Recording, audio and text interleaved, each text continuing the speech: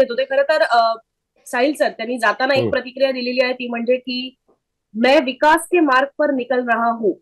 विकास विकास खरं तर भाजपसोबत बोललं जायचं. विकास म्हणजे आम्हाला विकासासोबत जायचं वगैरे, हे तर शिवसेना स्वतःच, शिंदेची शिवसेना सुद्धा तेच कारण देत होती की आम्ही विकासासाठी भाजपसोबत जात आहोत. मिलिंद देवरांनी शिवसेनेसोबतच जाणं पसंत का केलेलं आहे? म्हणजे त्याला भाजपमध्ये अकोमोडेट होता येत नव्हतं, अकोमोडेट करता येत नव्हतं.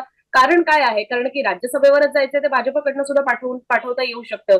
भाजप सोडून शिंदेच्या शिवसेनेसोबत जाण्याचा मार्ग त्यांनी का घेतलेला आहे, की ते त्यांना सांगण्यात आलेलं आहे की तुम्ही शिंदेच्या शिवसेनेसोबत जा. जसं याआधी सुद्धा अनेक नेत्यांना भाजपमध्ये जायचं होतं, पण त्यांना अकोमोडेट शिवसेनेमध्ये करण्यात येत होतं. असं आहे की तू म्हणालीस ते बरोबर आहे. मला असं वाटतं भाजपची बस फुल आहे आताच्या परिस्थितीमध्ये. आणि मागे माझ्या मते भाजपकडनंच सांगण्यात आलेलं होतं का शिंदेकडनं सांगण्यात आलेलं होतं की आमचा आता कोटा फुल झालेला आहे, आम्ही बाकी कोणाला घेणार नाही. आता आमच्याकडे जागा नाहीये, आता मांडीवर बसायला लागेल एकमेकांच्या, म्हणजे एवढं फुल आहे भाजप.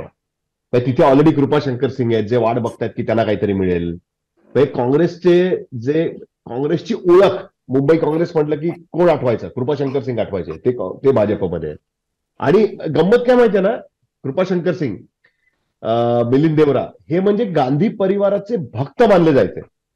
म्हणजे तुम्हाला निमंत्रण असो वा नसो, मुंबई एअरपोर्टला गांधी परिवाराचं कोणी आलं तरी तुला कृपाशंकर सिंग तिकडे दिसणार, मिलिंद देवरा तिकडे दिसणार. म्हणजे एक फार इंटरेस्टिंग, म्हणजे मला एक किस्सा ऍड करायचा आहे की बाबासाहेब भोसले ज्यावेळेस मुख्यमंत्री झाले, त्यावेळेस बाबासाहेब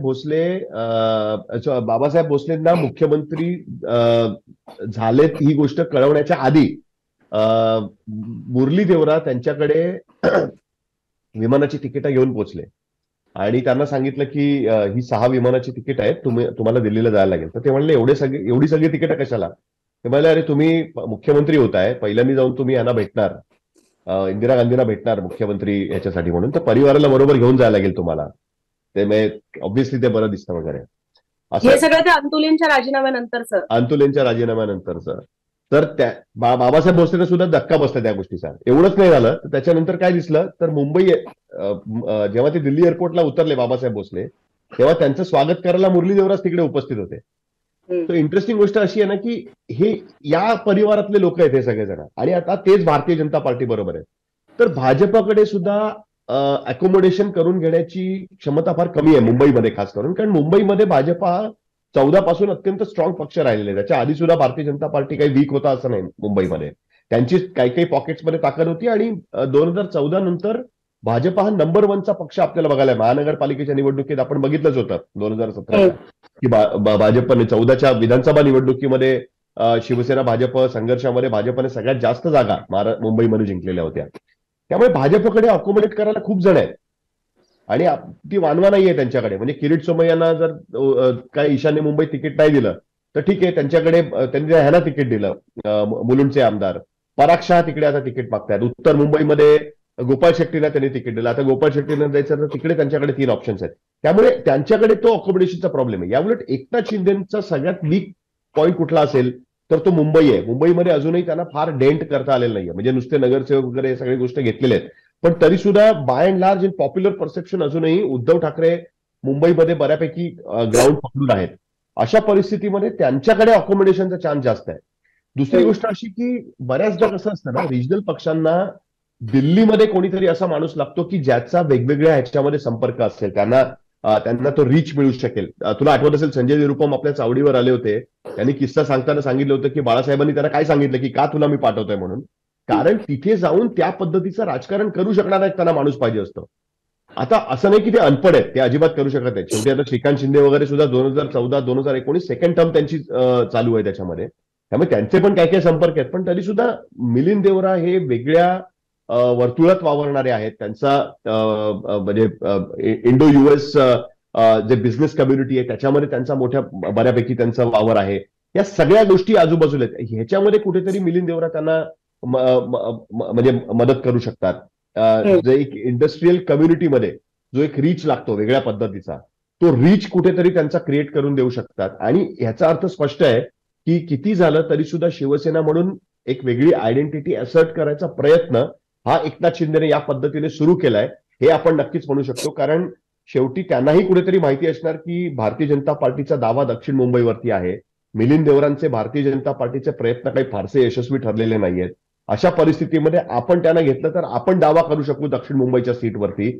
हा सगळा विचार करणं याचा अर्थ असा की त्यांनी सुद्धा पॉलिटिकली आता ऍसर्ट करायचं कुठेतरी सुरुवात केलेली आहे, की पक्ष म्हणून ऍसर्ट करायला त्यांनी कुठेतरी सुरुवात केलेली आहे. हे चित्र आपल्याला त्याच्यामध्ये दिसतंय. त्याच्यामुळे चॉईस शिंदेची का, तर मुंबईमध्ये, कारण शेवटी मिलिंद देवरांचं प्रभाव क्षेत्र फक्त मुंबई आहे आणि त्यातही साऊथ मुंबई आहे. आता साऊथ मुंबईमध्ये भाजपकडे ऑलरेडी मोठे मोठे लोक आहेत.